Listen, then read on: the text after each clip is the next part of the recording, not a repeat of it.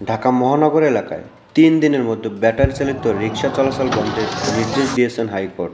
একই সঙ্গে ব্যাটারি চালিত রিকশা চলাচল বন্ধে কর্তৃপক্ষের নিষ্ক্রিয়তা কেন বেআইনি হবে না তা জানতে চেয়ে রুল জারি করেছেন আদালত।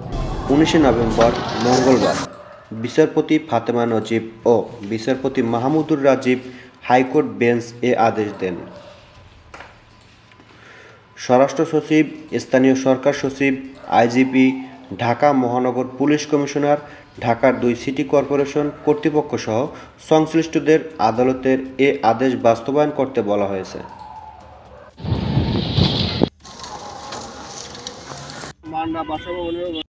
বর্তমানে প্রায় ১২ লাখ রিক্সা চলছে এই ঢাকা রাজধানীতে, যার বড় একটি অংশ রয়েছে এই ব্যাটারি চালিত রিক্সা।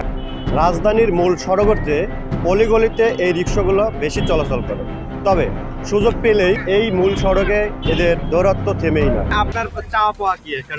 আমাকে আমরা যাতে উপরে যদি না যেতে চাইলাম না, আমাকে নিচের দিকে ব্যবস্থা করে দেব। আমরা যাতে এক সাইড চাইবা চালে খাইতে কর্ম করে খাইতে বাসা ভাড়া দিয়ে দেবো। আপনার এই যে যারা অপ্রাপ্ত বয়স্ক আমি দেখতে পাচ্ছি, আপনারা বা আপনারাও দেখছেন অনেক রিক্সা চালক আছে যারা এটা ওরা খুব কন্ট্রোল রাখতে পারে।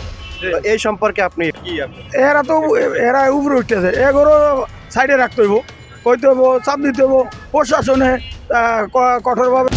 দর্শক, এই মুহূর্তে আমরা দেখলাম যে একজন যাত্রী উনি বলতেছে যে অপ্রাপ্ত বয়স্ক আছে, তাদের বাদ দিয়ে যারা স্বাভাবিকভাবে আছে তাদের জন্য জানি এটা চলাচল রাখে এবং সরকার তাদের প্রতি জানি একটি সহানুভূতি দেখায়, এই বিষয়ে তারা জানিয়েছে।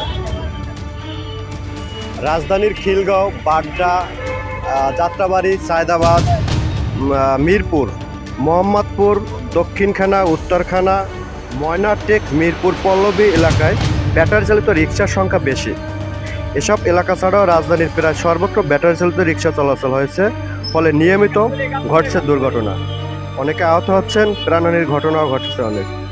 মূল সড়কে যে রিকশাগুলো চলে এর জন্য আপনি কি কোথাও মানে দুর্ঘটনার সম্মুখীন হয়েছেন? না, এত এই ছোট গাড়ি রিক্সাটি নিয়ে তো হয় দুর্ঘটনা। আপনি কি কখন এটা? আমি আমি যাতে বড় গাড়ি চালাই। আমার মতামত, আপনার যারাই অটো রিক্সা, ইজি বাইক যারাই চালায়, এরা অধিকাংশ অনেকেই একবারই নর্মাল গরিব, কিস্তি সঞ্চয় লয়েই অনেকেই কিনছে।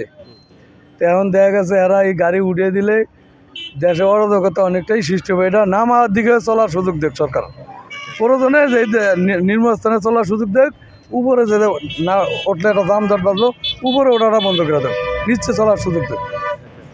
ঢাকার ২ সিটি কর্পোরেশন কয়েক দফা অভিযান চালালেও থেমে নেই অবৈধ এসব যানবাহনের দৌরাত্ম্য। তবে রাজধানীর মেইন পয়েন্টে যেখানে দেখা যায় তার ভিতরে মিরপুর, যাত্রাবাড়ি, সায়দাবাদ, এই সমস্ত জায়গায়, এই সমস্ত মূল সড়কে এদের চলাচল খুবই বেশি। এখন সবাই চালাচ্ছে প্যাটের ভোগে, আমরা চালাচ্ছি। আমাদের ভালো মন্দ বাঘ ভাল্লুক বুঝি না, আমাদের প্যাটের জন্য আমরা সবই করতে পারি।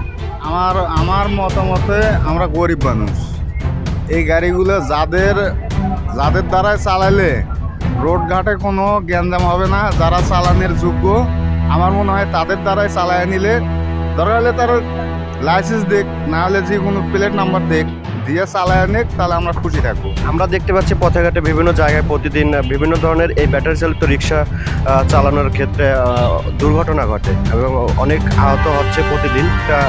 কি মনে করেন, নির্মূল হতে পারে কি এটা বন্ধ করলে?